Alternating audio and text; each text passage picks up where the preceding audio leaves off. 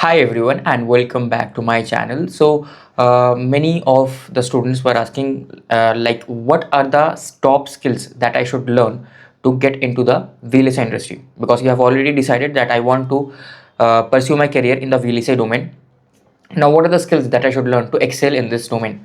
So the first thing that I want to tell to all of you guys that it is like learning like, let's say, a coding language and implementing it in real life job. Doing it in real life job is very different. Okay, so you might learn something, you might score 100 out of 100, but implementing that in real life is very different thing. Because you're just studying the concept. When you go into the real life, there are very practical scenarios which you are not allowed to use particular things and something, right? Everything is not ideal, so those things are very different. Now I see most of the students in our Telegram group and everywhere else that what are the skills that I should learn. So you guys are going too far ahead, right? You're already, let's say you're already in your branch EC or EE.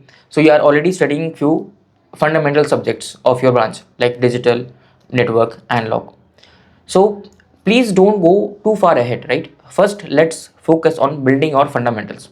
So my first recommendation will be, instead of running behind skills, first you learn whatever you know very well, right? Let's say the network theory, analog, digital. Because let's say if you want to pursue your career in digital, then you must cover digital and few other subjects. I will discuss that. Or you want to pursue your career on analog, then you must study network analog very well. Because what I see, most of the students, their fundamentals are not good in the theoretical concepts and they run behind skills like they want to learn cadence, they want to learn MATLAB, they want to learn Perl, C++, Java, and like Verilog, but their fundamentals are not clear. Why is it a problem? Because if you get the interview call, right, or if you have to go and clear the written test, in written test, of course, other coding languages will be asked, but first of all, fundamental subjects will be asked. So first you have to follow that step, right? First you have to clear the OA and the interviews, mainly theoretical concepts, and your in OAs as well, mainly your theoretical concepts will be asked. Other things are asked, but these are the main things, right? So first you have to clear that, then of course you move to the next step, learning the skills. So how do you learn this theoretical concept? So I have given a roadmap. Analog VLSI roadmap is here, digital VLSI roadmap is here. All these roadmaps are there.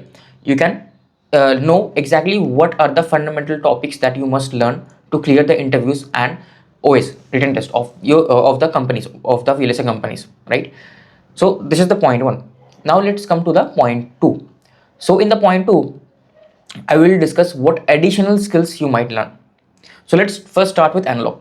So for analog, right, learning any additional skill is very, very difficult. Why?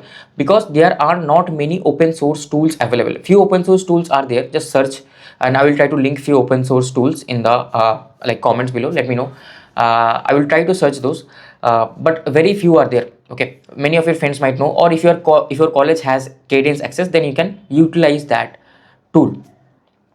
Now you don't have to do something out of the ordinary for analog, right? Just building a very basic block, let's say a BGR, or just a five stage OTA, that is more than enough. But whenever you're doing that, try to understand what are your design specs, what are your constraints, and try to understand each and every element on that, because you will design that and you will put it in your resume. And next day when interview will come, they will ask in your resume, right, how you have designed the 5 stage OTA, what are the parameters that you have taken care of. You should be able to answer each and everything, because it's very well, it sounds very cool, right? I'm doing a project is in my resume, but the day will come when they will ask you from that project. So you should be able to clearly answer each and every point from that project. So that is the important point, right? And during my time and many of my peers as well, it's not like they had done something huge, high project, right? They had not done any project, still they were selected for here in my organization and in many other VLS organization, because they also know for BTech undergrad, for analog there are very little ways to do a project. You can do a project in MATLAB as well, you can do something signal processing, something like that. You can implement AIML, that also you can implement, right? So that was about it. And one more suggestion I can give you is, if you are in your second year or first year, try to look for internships in IITs or in top colleges, right? There you can mail the college professors, or you can just look in Quora how to approach college professors for any project related to the VLSI domain. There you will get a free tool access as well, and you will get experience, hands-on experience, and you will be able to do the project as well. So those things you can do for analog domain. Now for digital, it's a bit easier, on the easier side, because you have your open source tools available, right? Let's say you have like FPGA for student and many more websites like that. So you can obviously build anything online with digital. So you can just search that FPGA for student website, and many other websites are there. You can go and have a look for that. So for digital, you have more options, right?